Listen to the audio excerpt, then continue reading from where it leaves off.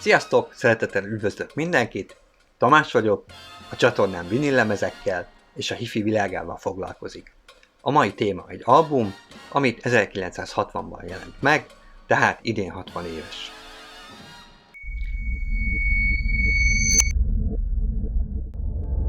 Bár gyűjtői szempontból nem mondhatnám keresettnek ezt az albumot, de a latin zenei stílust kedvelőknek biztos, hogy tetszeni fog.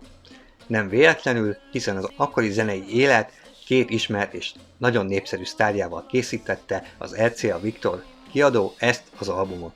A felvételek 1959. júliusában és augusztusában készültek Kaliforniában, a Hollywood Music Center of the Worldben.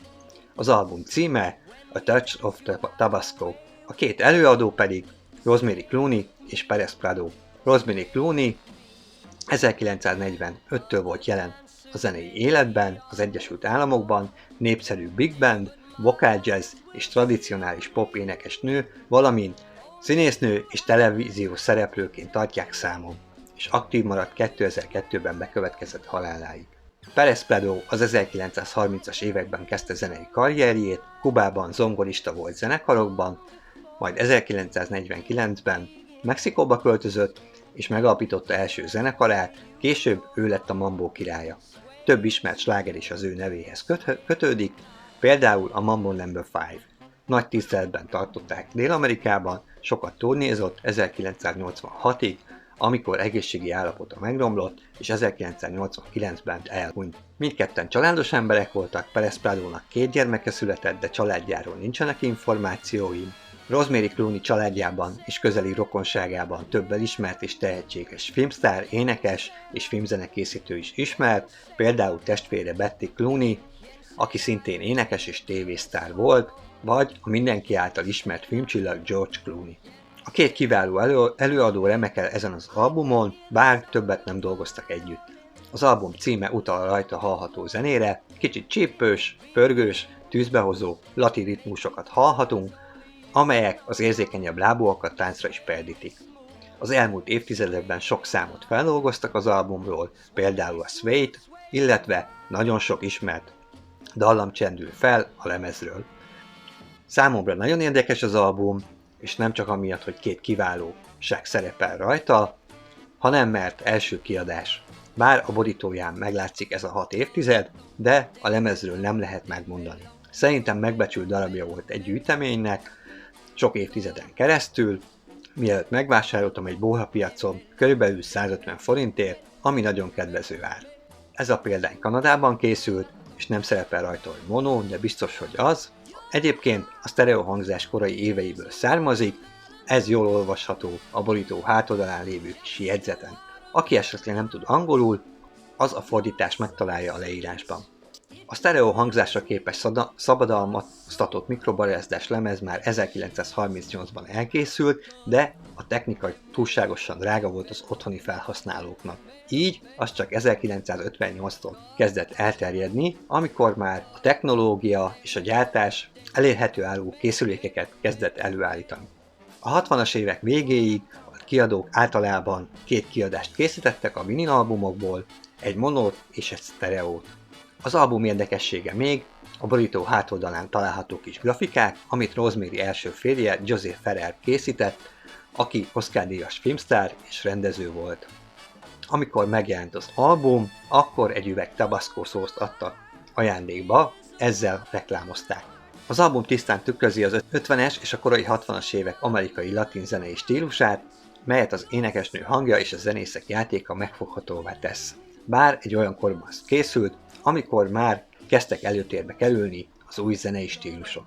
Aki szereti a stílust, annak ajánlanám meghallgatásra az albumot. Nekem ez az album egy igazi kis gyöngyszem a gyűjteményembe. Ne felejtsetek el feliratkozni és lájkolni, ezzel támogatjátok a csatornát, találkozunk legközelebb, sziasztok!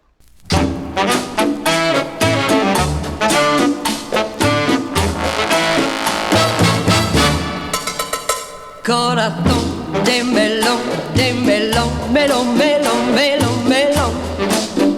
Corazón, corazón de melón, melón, melón, melón, melón. Corazón.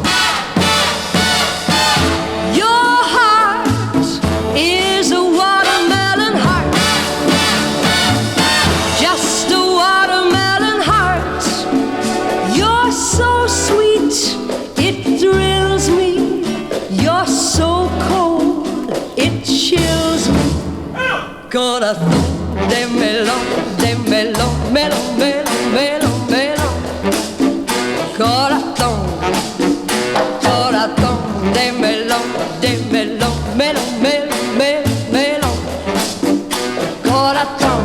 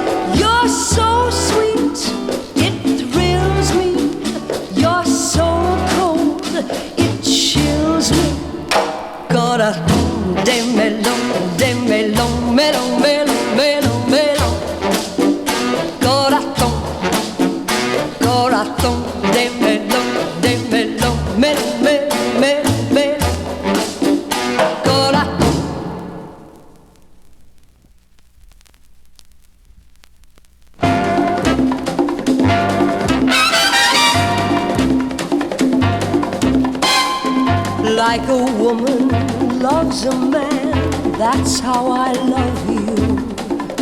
Like a woman needs a man, darling, I need you. I'm no baby, I know what I want holding you very close to me, just as close to me as I possibly can. Not like a child, but like a woman holds a man. That's how I'll hold you. Wouldn't blame you if you ran. Now that I've told you, I'm no baby. I know what I know, and I know it's my plan just to love you like a woman loves a wonderful man.